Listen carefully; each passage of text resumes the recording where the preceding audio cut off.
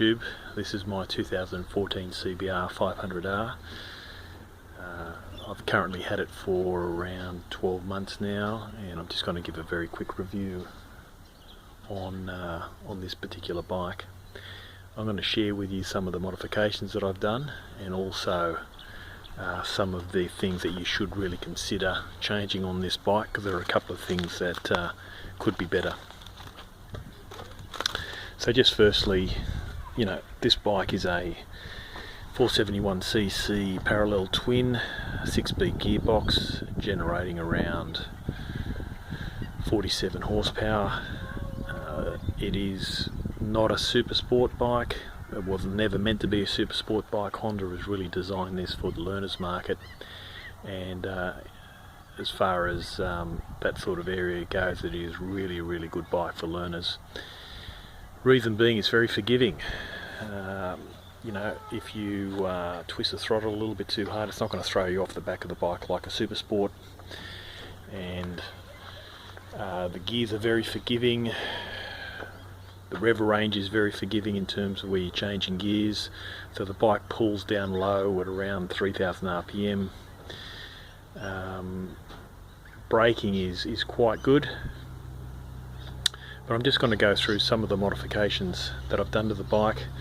I've just come down here to a little country town in Sydney, 2 hours north of Sydney in fact, called Wiseman's Ferry. We're very lucky here in Australia that we've got some really good country roads out here, and just to give you a bit of a scenery of what I'm looking at here, it's absolutely fantastic, gorgeous day out here.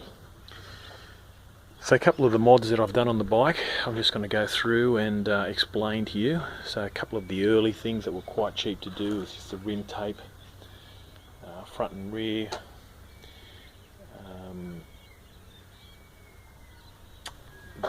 the tank pad, very easy modification. Now I wanted a little bit more of a sporty look, so I went with the seat cowl. This is an eBay purchase, quite cheap. It does really set the bike off nicely. Now I think you'll notice here that the rear of the bike, the stock tail comes down to about here. Now I've cut that off, and just to make it look nice and neat, so it's not a fender eliminator, but actually looks very close to one. Now we'll just start with the Two Brothers exhaust. This is a mod which I would highly recommend, a slip-on exhaust, very easy to do. You're literally only disconnecting it here from the pillion peg, and just unbolting it from there. So it's a very simple modification. It does make a huge difference to how the bike sounds. The stock exhaust is quite heavy and bulky, and it is very quiet, so if you like a quiet bike, maybe the stock exhaust is what you're after. But look, having said that, the Two Brothers exhaust is a very loud exhaust. I have quietened it down a little bit by putting in a baffle here at the back, and this is a homemade baffle, by the way, and it's significantly reduced the sound of the bike. But also this exhaust is quite light, so you can actually save a few kilos on the bike. I've also purchased here some frame sliders here, which is just a 3-bolt application. It's a non-cut version. That's also an eBay purchase. It's also something to consider if you drop the bike while you're washing it. You can minimise the damage to the fairings. Now what I've done here with the pillion pegs, I have modified these pillion pegs. I've cut off a few of the brackets, because obviously with the seat cowl I didn't really need the pillion pegs on there, so I've just made this into an exhaust hanger. And on the other side I've also modified the pillion peg and just made it into a cover here, so it's quite neat. Whilst I'm on this side, I've actually put on here a CBR500 tyre hugger, as you can see, It's a much cheaper alternative than buying the CBR500 tyre hugger. I think they're only around the $30 or $40 mark second hand. I have actually painted it.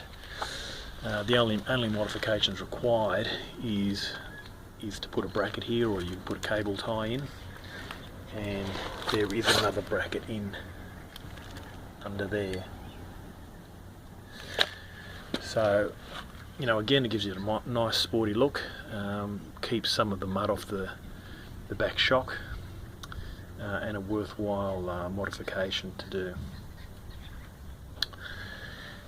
Now, just moving here to the front of the bike, I have attached a GPS via the stem and connected it in to the ignition, so it won't drain the battery. As soon as you turn the ignition on, it comes on automatically, as I'll show you.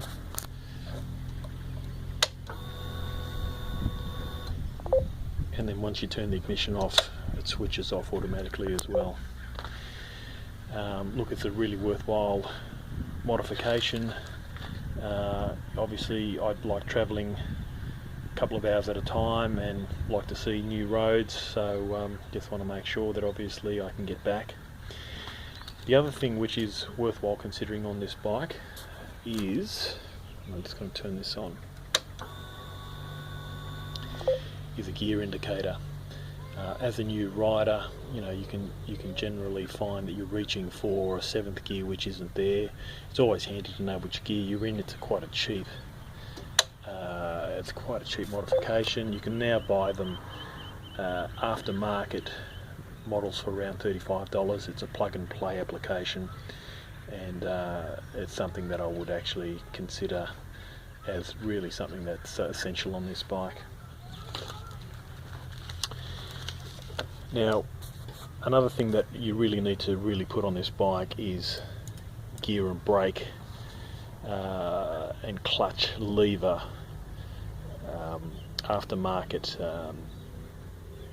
levers. These particular ones are adjustable, so you can actually make it to the feel of your hands, and they make a huge difference to this bike. The stock levers were just too far out. And look, this is eBay, $30, well worthwhile doing. It's something that I've considered to be one of the better modifications on the bike. Just moving to the front of the bike here, we've got a Powerbronse screen. This actually shapes the air actually coming up off the front of the bike, and less onto your visor and your helmet. Look, it is a very labour intensive changeover from the stock screen. You literally have to take off all of the fairings to get to it, so it's a bit of a pain, but a well worthwhile modification. The other thing I've done here to the front here is a GoPro knockoff here, which is a SJ5000X camera. Now, this at the moment is set up and wired in via the ignition, so it comes on automatically, and basically it's just being used as a dash cam at the moment, just to record any potential issues that I may have on the road. Moving down further, underneath here we have a radiator guard, which when you're riding long distances is actually quite critical to make sure you don't get a rock going through the radiator and leaking out all of your coolant. Very worthwhile modification. Now, what we've got here is a shock brace. This just helps with the stability of the bike. You know, again, it's only a $30 or $40 modification, well worthwhile doing. Let's see what else we've got now. Look, probably the best money spent on this bike is around the suspension, and look, as a stock bike, if you're just commuting, I think it's just fine. Look, I'm around the 90 kilo mark and find that I like the twisties. I like high-speed corners, and setting the suspension up just makes this bike unbelievably enjoyable to ride. So a couple of things you should consider doing is at least consider buying some preload adjusters, and if you're, say, 90 kilos or less, you should be able to set your sag setting. And basically your sag setting is that your suspension runs in a very sweet spot, and you can get that on YouTube. If you Google sag settings, you can work out how that all works. But I went a step further.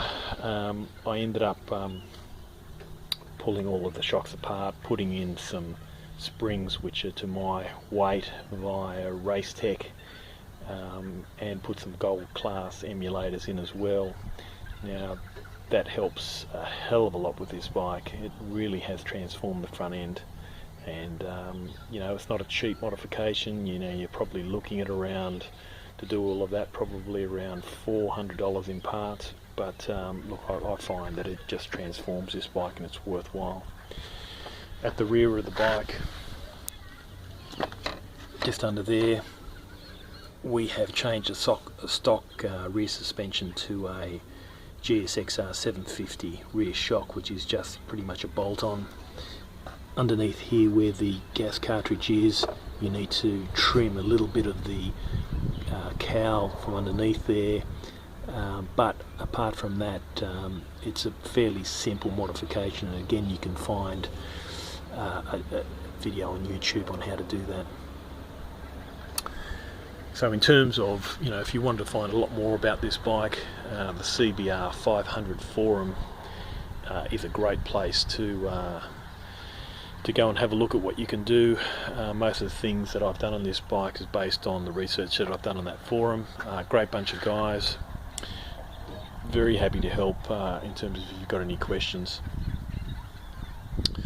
So what I'll do now is I'm just going to quickly start the bike so you can have a listen to the Two Brothers exhaust. Take into account that I have put the baffle in, so it's not as loud as what the original exhaust is. So let's give that a crack.